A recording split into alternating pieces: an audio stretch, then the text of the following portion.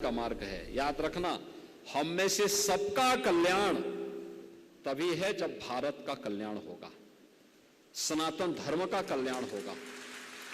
जिन कार्यों से सनातन धर्म को और भारत को नुकसान होता हो, हमें गलतफहमी नहीं पालनी चाहिए कि उन कार्यों से हमें लाभ हो जाएगा। तात्कालिक लाभ भले दिख रहा होगा, एक समय के बाद वह आपकी गति को दुर्गति की ओर लेके चला जाएगा। आपके सामने पहचान का संकट खड़ा हो जाएगा, अस्तित्व का संकट खड़ा हो जाएगा। इसलिए गति को दुर्गति की ओर नहीं ले जाना है, गति को प्रगति की तरफ ले जाना है, उत्थान की तरफ ले जाना है, पतन की तरफ नहीं ले जाना है। और श्रीमद् भागवत महापुराण की कथा उसी उत्थान की कथा है, प्रगति की कथा है, जीवन के रहस्यों को आप सबके सामने उद्घाटित करने की कथा है, जिसको इस वर्ष हमारे सभी सुधी जनों को, यहां के भक्तों को, अयोध्या धाम से पधारे जगत गुरु स्वामी राम दिनेशाचार्य जी के श्रीमुख से कथा को सुनने का अवसर प्राप्त होगा। आज के इस अवसर पर एक बार फिर से मैं कथा व्यास पर विराजमान श्रीमद् जगत गुरु जी का, सभी अन्य पूज्य संतों का, सभी भक्तों का, यजमानों का मैं हृदय से स्वागत करता हूं। इस वर्ष साप्ताहिक कथा ज्ञान यज्ञ के इस आयोजन में आयोजन समिति की ओर से जगत गुरु रामानंदाचार्य पूज्य स्वामी राम दिनेशाचार्य जी महाराज से इस बारे में अनुरोध किया गया था और उन्होंने इसे सहर्ष स्वीकार करते हुए आज यहां पर इस मंच पर पधारे हैं। कथा व्यास के पीठ से, उनके माध्यम से श्रीमद् भागवत महापुराण के उन गूढ़ रहस्यों को समझने, जानने का अवसर यहां के सुधीजनों को, भक्तों को, विद्यार्थियों को और प्रबुद्ध जनों को प्राप्त होगा। आप सब जानते हैं कि गोरक्षपीठ की परंपरा, यह पीठ व्यावहारिक और सैद्धांतिक ज्ञान के समन्वय की पीठ है।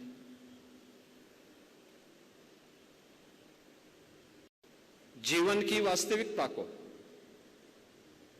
केवल कोरे सैद्धांतिक ज्ञान से नहीं, बल्कि उसके व्यवहारिक धरातल पर भी उतार करके लोक कल्याण के लिए, राष्ट्र के कल्याण के लिए जो अभीष्ट हो, उस मार्ग का अनुसरण करते हुए हम कार्य करेंगे।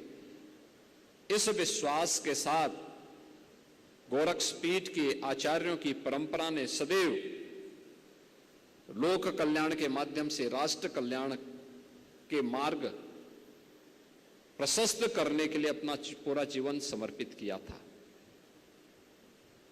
याद रखना कि जो भी परंपराएं हो, भारत के अंदर ज्ञान प्राप्त करने के अनेक माध्यम हैं। वे माध्यम एक शिक्षार्थी के लिए भी है और एक साधक के लिए भी है। एक शिक्षार्थी अपने ज्ञान प्राप्त करने के लिए अपने शिक्षण संस्थान का चयन करता है। अलग अलग माध्यम उसके होंगे, वो ये नहीं कह सकता कि वही श्रेष्ठ है। और एक साधक के लिए भी रास्ते अलग अलग हैं, मंजिल सबकी एक है और एक रहनी भी चाहिए। और वो मंजिल रहनी चाहिए कि हम सनातन धर्म के लिए और भारत के लिए अपना सब कुछ अच्छा कर सकें, भारत और भारतीयता के लिए हम सब कुछ अच्छा कर सकें। और यही भाव श्रीमद् भागवत महापुराण की इस कथा के पीछे का भी है। आप जब कथा की शुरुआत से ही शुरू करेंगे, देखेंगे, याद रखना, राजा परीक्षित को अगर मोह नहीं होता तो उनकी स्थिति नहीं होती।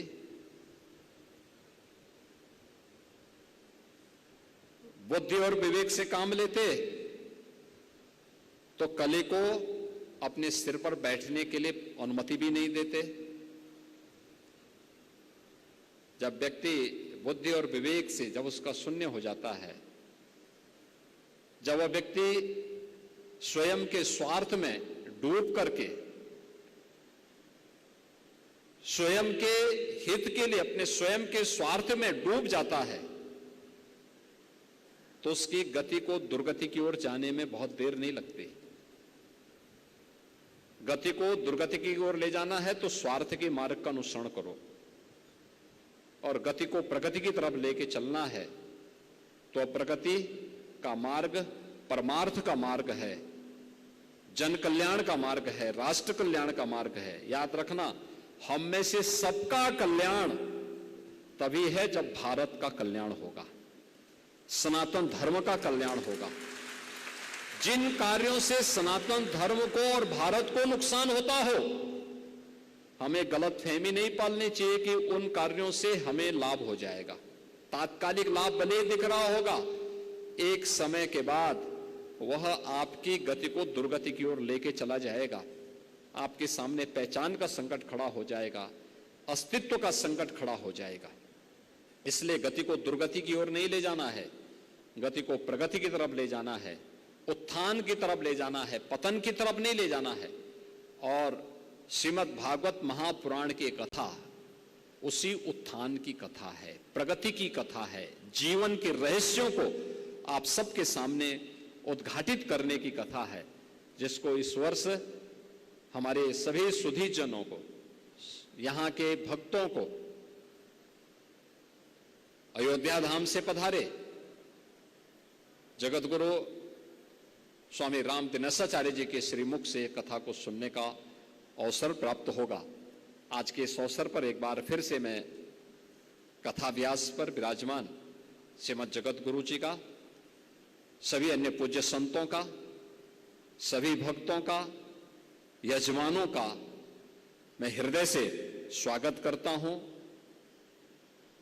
आचार्य द्वय ब्रह्मलीन महंत दिग्विजयनाथ जी महाराज, ब्रह्मलीन महंत पूज्य अवैद्यनाथ जी महाराज के श्री चरणों में कोटि कोटि नमन करते हुए अपनी वाणी को यहीं पर विराम देता हूं।